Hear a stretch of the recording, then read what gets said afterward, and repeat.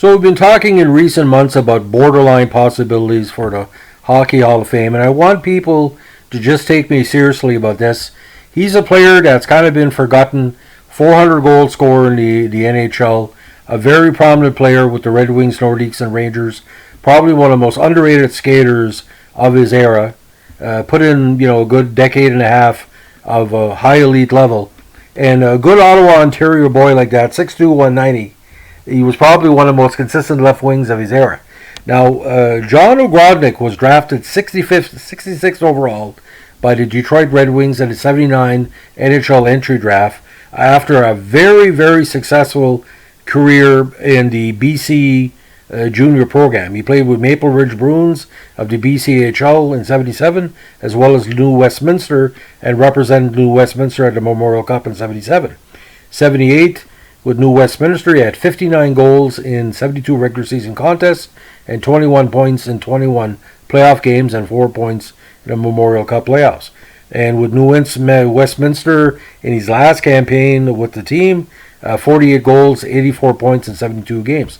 Now, when he turned pro with the Red Wings American Hockey League team in Adirondack in 79-80, he eventually skated in 41 games in NHL with the Red Wings. In 81, he became a full-time NHLer and led the Wings with 35 goals. This was before Stevie Y was the big player. It would be his first of 6 straight seasons he would be the Red Wings' top goal scorer. He topped 40 goals in the 83 campaign and then scored 42 goals the following year, despite being limited to just 64 games. His best statistical season was 85, when he set career highs with 55 goals, which was the Detroit record at the time, 50 assists and 105 points. However, the following season he dipped to 38 goals and had potted 12 and 38 games during the 87 campaign, when he was unloaded to Quebec as part of a 6-player deal. The Nordiques were thrilled to acquire him, with coach Michel Bergeron saying, "I think John Ogrodnick is one of the best players in the association." Now, despite a solid performance for the Nordiques, Ogrodnick was never happy playing in Quebec and asked GM Maurice Filion to treat him in the off-season. Now, after scoring 11 goals and 27 points in 32 games to complete that season, and putting up a point-a-game pace in 13 playoff contests, Ogrodnick was eventually dealt to the Rangers on the eve of the 88 season. Perhaps not coincidentally, Michel Bergeron had moved from Quebec to behind the Rangers bench, though Rangers GM Phil Esposito acknowledged that part of the impetus for the trade was ensuring Ogrodnick didn't end up with division rivals, the Penguins. Ogrodnick, besides Lemieux and Pittsburgh, would have 55 or 60 goals to so forget it. I'd rather have him shooting for me than at me.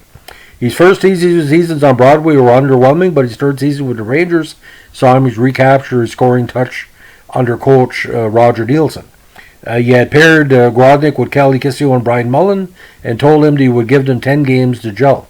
The trio clicked early and would go on to finish 1-2-3 in team scoring, with Ogrodnick leading the way with 43 goals and 74 points.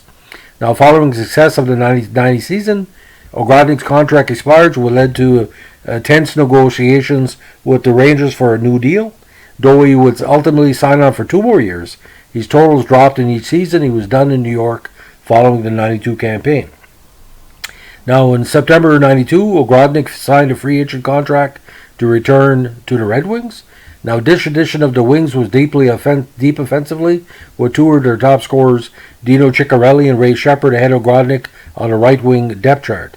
So it proved very difficult for him to make his mark in Detroit. With little room, Ogrodnick was used sparingly by Detroit, but was productive enough in his limited usage to put up 12 points in 19 games. After suiting up for 1 playoff game that spring, Ogrodnick retired from hockey right after scoring his 400 NHL goal in the 93 season. Now, there was some question if he was going to be brought back in the Rangers fold for the messy year, like the Stanley Cup year, but it didn't pan out.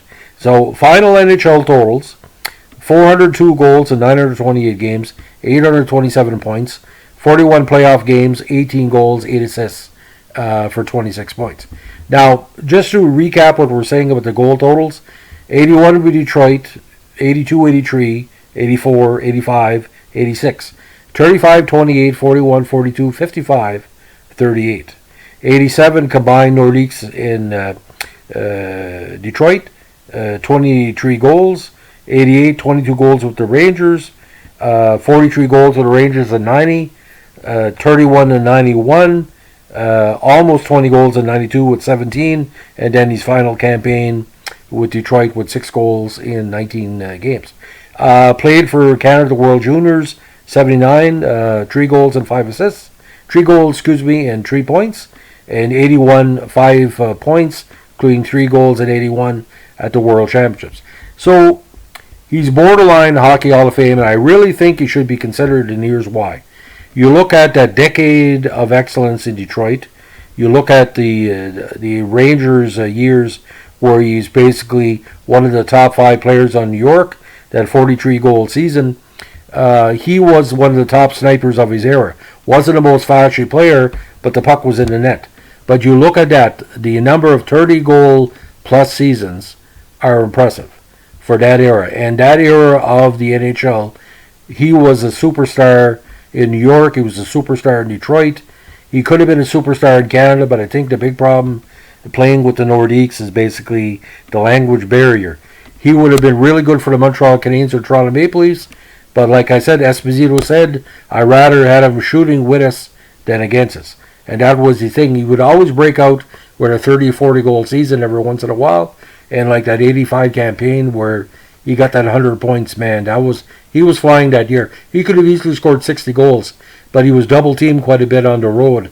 I know there was games in Maple Leaf Gardens in the Forum where, they were saying, we got to stop Ogrodnick, because when you have 3 or 4 players like the Detroit team at that time, Yzerman and everybody else, he was the player that everybody was watching.